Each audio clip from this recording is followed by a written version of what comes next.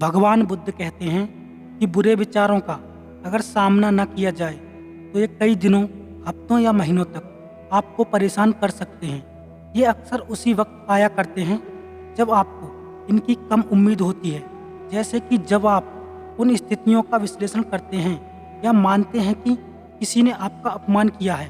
विचार दर्द भरे होते हैं। बुरे विचार आना स्वाभाविक है और आपके दिमाग के पास में उनका सामना करने के तरीके भी होते हैं। भले ही बहुत सीरियस डिप्रेशन से गुजर रहे होने पर या फिर आपके बुरे ख्याल बार बार लौटकर आने पर आपको मदद की तलाश करनी चाहिए, लेकिन ज़्यादातर टाइम आप खुद ही उन पर काबू कैसे पा सकते हैं उसको समझें। एक बात याद रखें कि कभी कभी बुरे विचार आना स्वाभाविक है।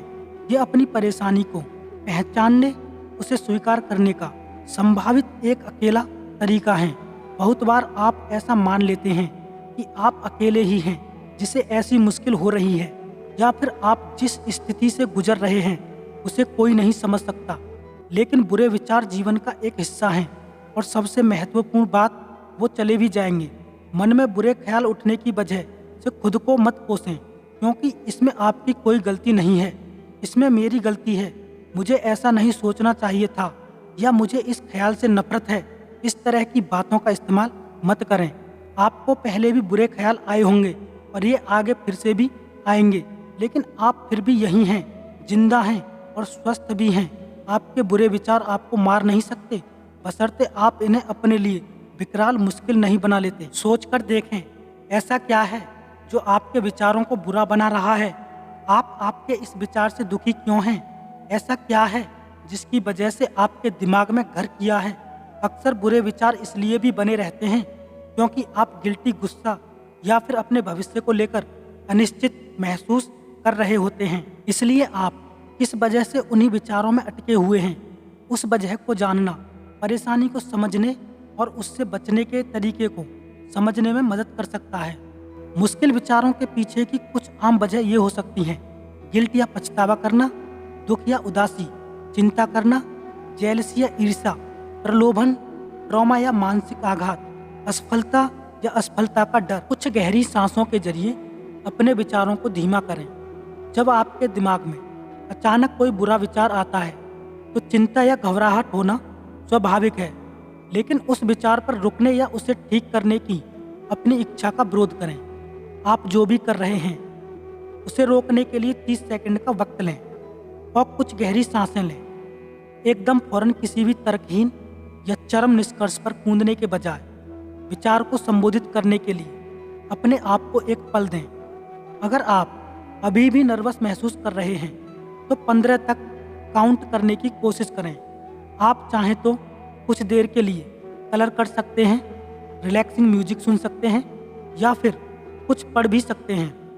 वैकल्पिक रूप से बाहर निकल जाएं, खुद को कमरे से बाहर कर लें या फिर अपने मन को साफ करने के लिए छोटी सी वॉक पर जाकर देखें। खुद से पूछें कि आपको क्यों ऐसे निगेटिव या बुरे विचार आ रहे हैं। एक बार आपके विचार धीमे हो जाएं तो आपके दुखी होने के कारण के बारे में सोच लें। फिर वक्त है खुद से ये सवाल करने का कि आपके विचार आखिर क्यों इतने नेगेटिव हैं। पूछने लायक कुछ अच्छे सवाल ये हैं: मेरी चिंता या डर के लिए मेरे पास कौन से सबूत हैं? इस स्थिति के बारे में ऐसी कौन सी पॉजिटिव बात है जिसे मैं भूल रही हूँ या भूल रहा हूँ? क्या इस परिस्थिति को देखने का और कोई दूसरा तरीका है? कोई और मुझे किस तरह से देखेगा? क्या ये 5 सालों में भी मायने रखेगा? उस पल में बने रहें। यदि कोई स्थिति आदर्श नहीं है या कठिन है, तब भी आप ठीक हो सकते हैं। आपको आपके बुरे विचारों को खुद पर हावी नहीं होने देना है। आप भविष्य पर काबू नहीं पा सकते हैं।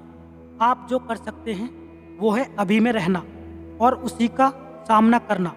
ज़्यादातर कई बुरे विचार इस तथ्य को भूल जाने और आने वाली भविष्यवाणियों या अनुमानों के बारे में सोचने से शुरू होते हैं। उदाहरण के लिए, आप खुद को ऐसा बता सकते हैं कि आपका कल आने वाला टेस्ट बहुत मुश्किल होने वाला है और आप निश्चित रूप से फेल होने वाले हैं, लेकिन असल में आपके बुरे विचार का असलियत में कोई आधार ही नहीं होता है।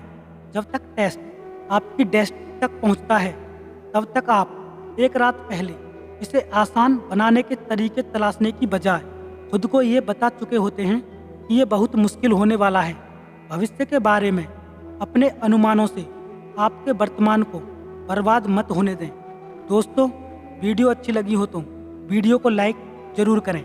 धन्यवाद।